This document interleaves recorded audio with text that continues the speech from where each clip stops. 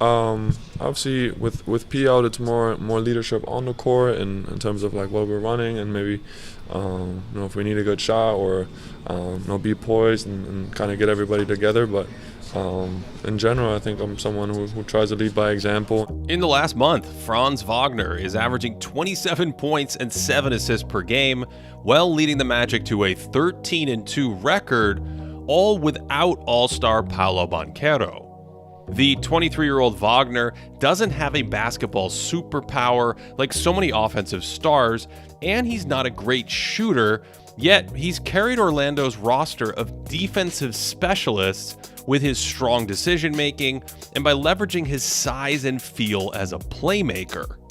Franz is huge. He's listed at 6'10", and despite that size, he'll probe around with a live dribble to find little creases in the paint where he can finish. And he's in the 92nd percentile in drive frequency to start the season, so his combination of ball handling and then size allow him to wall off someone like AD and finish left-handed.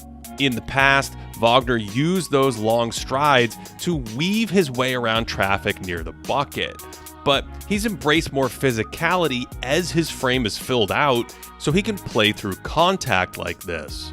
He also likes to snake into the lane with defenders on his back, using that broad frame to carve out space, and I love that quick little dribble to protect the ball before the up fake and finish.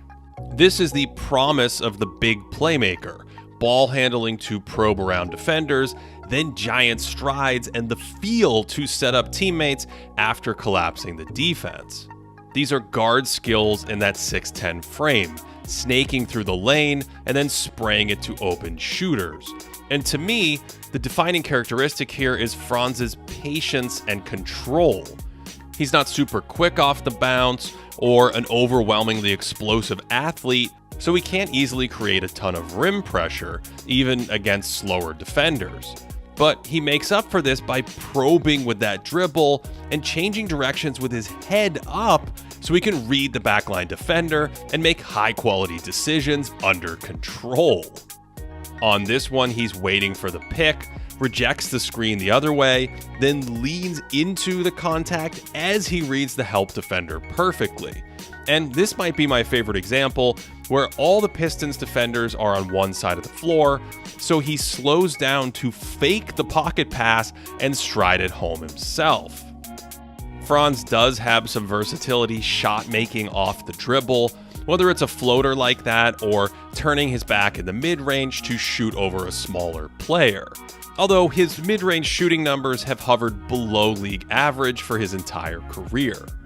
His ball handling also still has some loose spots. He can fumble it a touch through contact like this, and the challenge of being 6'10" makes it hard to keep the ball on a tight string all the time, so crossovers in traffic are a little more vulnerable to pesky defenders.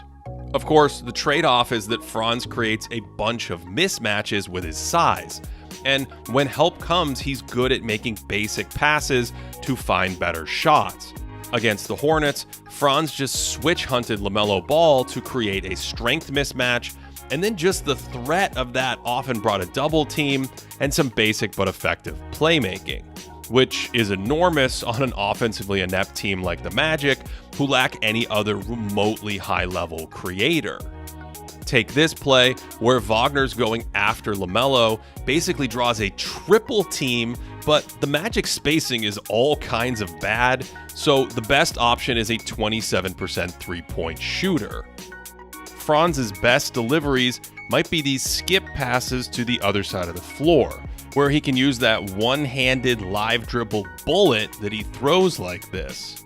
And these are all different high-level reads, where he works for the mismatch, is again very patient, and then when a second defender commits to his side, he can sling it into the corner, and that is gorgeous. This time, his older brother Mo ends up with a mismatch in the post.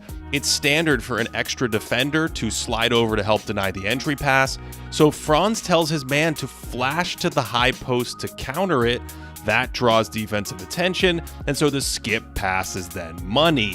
So Wagner has a really strong spatial understanding of the floor, and it shows on a simple play like this, where he calls for Goga Bitadze to come set a screen, realizes James Harden is waiting for that screen to arrive, so he floats it over the top to a teammate, and that live dribble pass catches Harden and the help defender off guard, and suddenly it's an and one at the rim.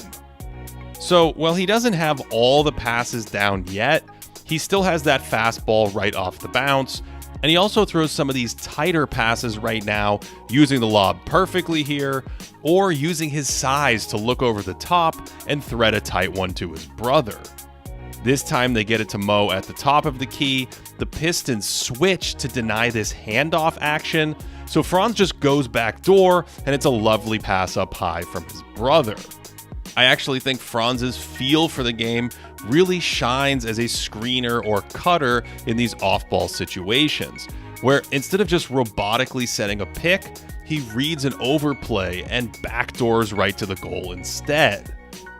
This one's even better, where he comes up to set that same back screen, almost starts to curl up for the handoff, but there's a late switch call from the defense, so he seals inside, and then his size does the rest downhill. Last year, Wagner's offensive load with Banchero on the court jumped from 36 to about 44, meaning he was directly involved in the offensive action 44% of the time. That's solid, but only in the 89th percentile, which is slightly more egalitarian for a primary option. For comparison, Banchero's load jumped to 50 without Wagner, which would place him among the heavy lifting engines like Steph Curry, Giannis, Tyrese Halliburton, and so on. But without Paolo this year, Franz's load has jumped to 52, expanding his playmaking while carrying the Orlando offense. So even though he's not an elite rim finisher, mid-range shooter, or outside shooter, his raw percentages can be a little deceptive because the variety of the shots he takes and the difficulty he's shouldering right now make very few of these easy.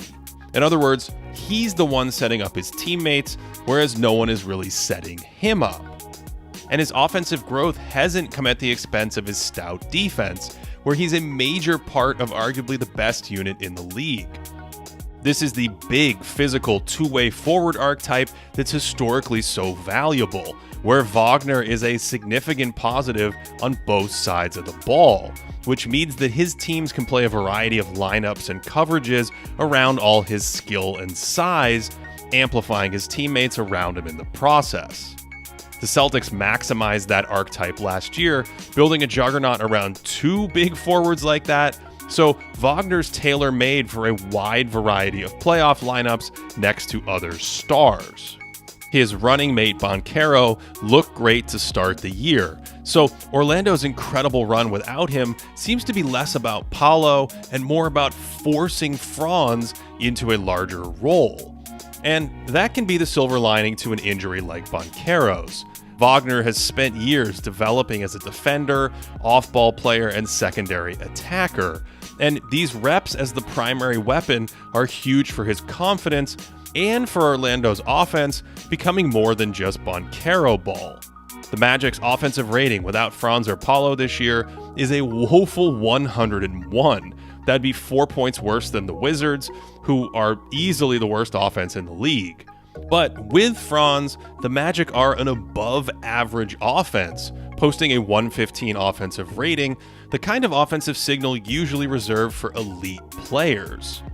Part of that is because he's their only valuable weapon right now, but between his playmaking, feel, versatility, and strong defense, Franz Wagner has emerged as, at worst, a fringe all-star level player, and possibly Orlando's second young all-star in as many seasons.